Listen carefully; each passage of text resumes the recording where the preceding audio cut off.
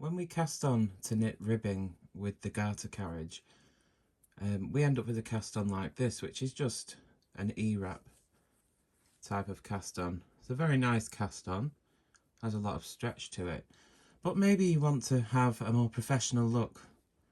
Say for instance a circular cast on, which looks like this. I didn't actually have one to show you, so I had to input a picture, or insert a picture should I say.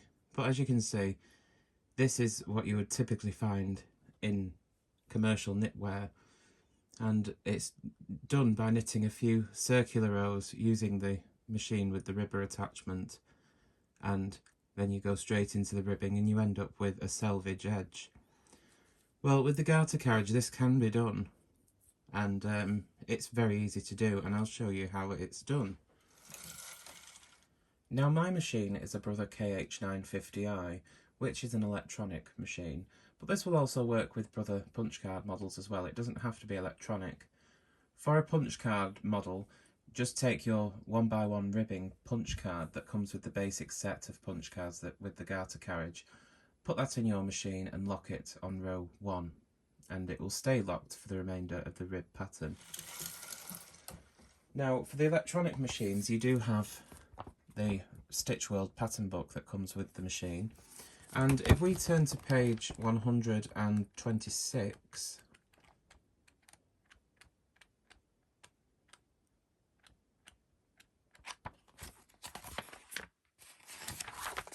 you can see that we have a built-in pattern for 1x1 rib, which is pattern number 532. So I'll just call this number up and program the machine to knit this pattern. So I'll switch the machine on and I'll program that pattern. Okay, the ready light's on. And now what we're going to do is, we're just going to find out which needles will be the selected needles. So I'm just going to use my needle pusher and bring some needles into work just randomly. Just the width of the pusher is fine.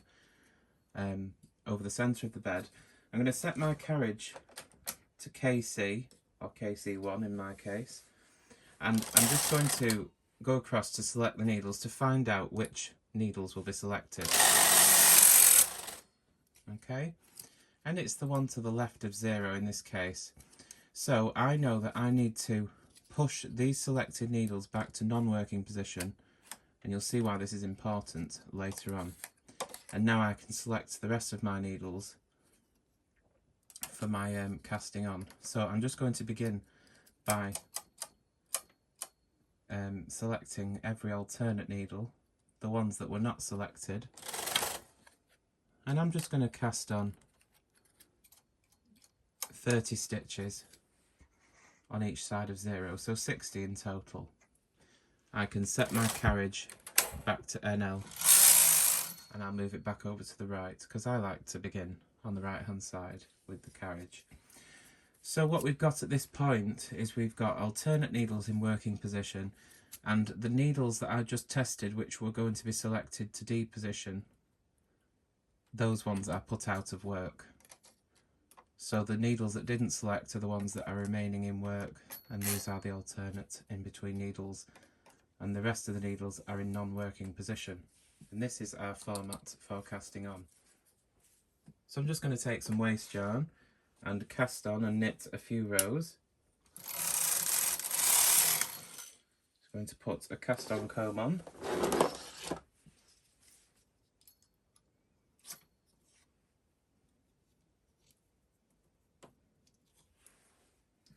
And I like to put a couple of weights on just to help everything knit along properly. So I'll just knit about 6 or 8 rows in waste yarn on these alternate needles.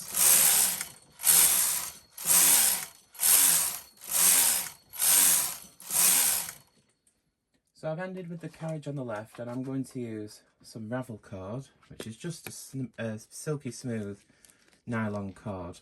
This will help us separate the waste yarn from the main knitting later on. So I'll break the yarn and put a little clip on that bitter end that doesn't have any weight. I'll thread my ravel cord into the carriage and just knit a row. And that clips fell off, which does happen sometimes.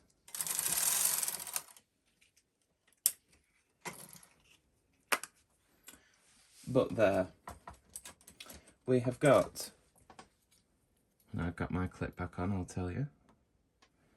We've got a few rows of waste yarn and a row of ravel cord on these alternate needles, and we're still using the main carriage at the moment. We haven't switched to the garter carriage yet.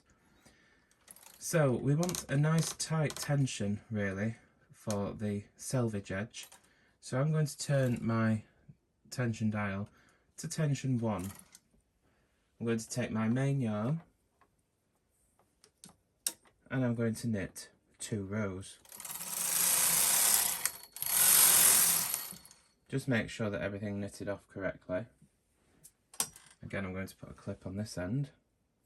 So it's good to have lots of clips because there's always 10,000 yarn ends that you need to pick up, or hold, should I say. So now I'm going to unthread my main carriage and remove the main carriage from the needle bed altogether.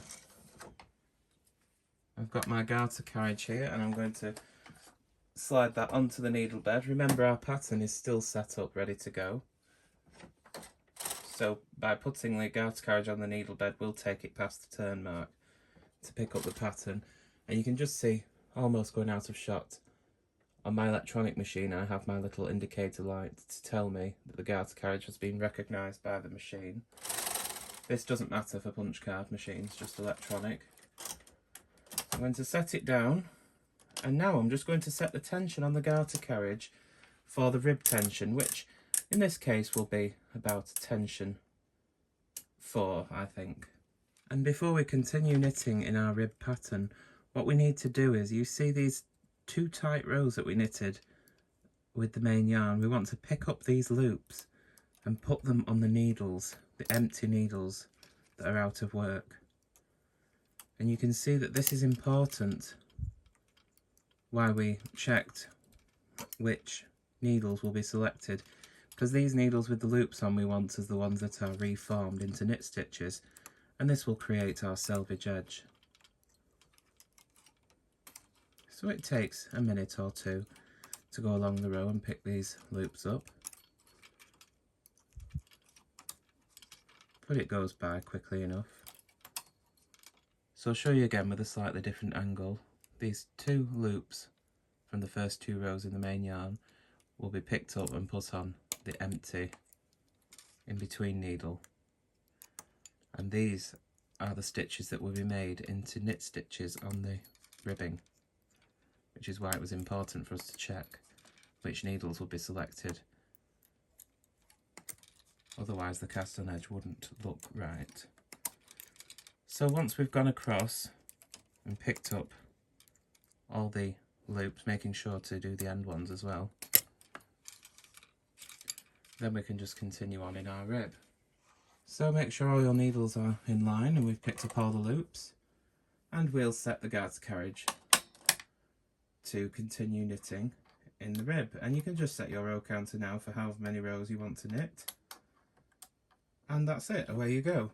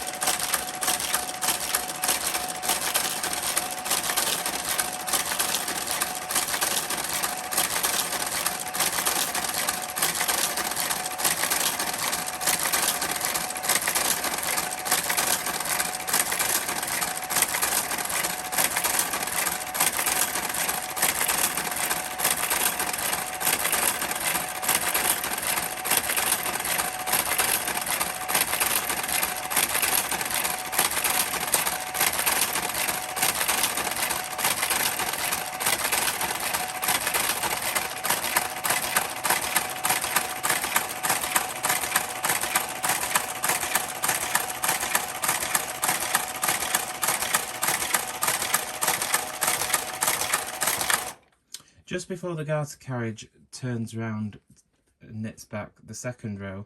This first row, just make sure that everything's knitted off properly, and it should have. It may sound a little bit different, the garter carriage, as it's knitting the first row, but trust me, it does work. But anyway, that looks fine to me, so we'll just let it continue on and knit these 10 rows.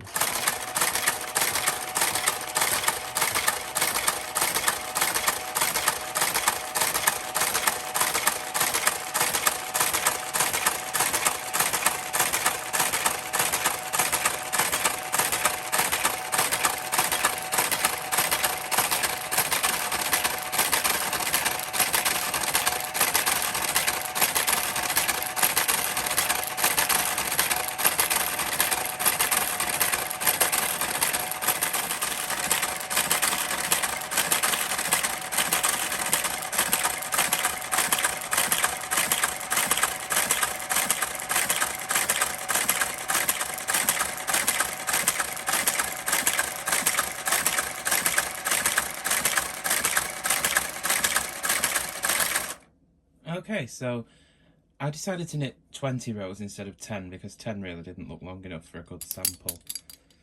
But now the garter carriage has finished the ribbing, we can go ahead and unthread the garter carriage and remove the garter carriage from the needle bed. Unless you were carrying on with some sort of garter carriage pattern, then you would set up for that pattern with your electronics or put in the relevant punch card. But say we're just knitting plain, in the case for this sample, and put the main carriage back on and set for the main tension, which will probably be around a 7, I think, for this yarn. And I'll just knit a few rows and then take it off the machine.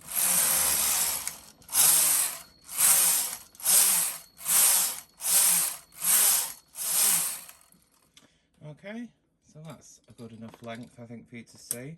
So I'm just going to release the sample from the machine, cut the yarn, and I'll remove my clips and claw weights and the cast on comb.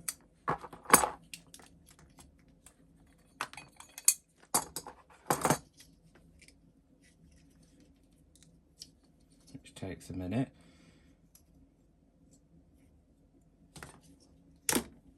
And I'll release the sample from the machine.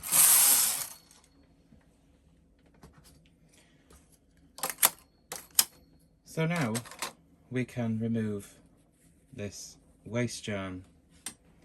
So we'll just take the end of the ravel cord, making sure we don't pull on the yarn ends, and we'll just pull the ravel cord out, which should pull out pretty smoothly. And the waste yarn just drops away. Okay, so we just give it a bit of a tug, and there you can see is our circular cast on. See if I can home in on it a bit better.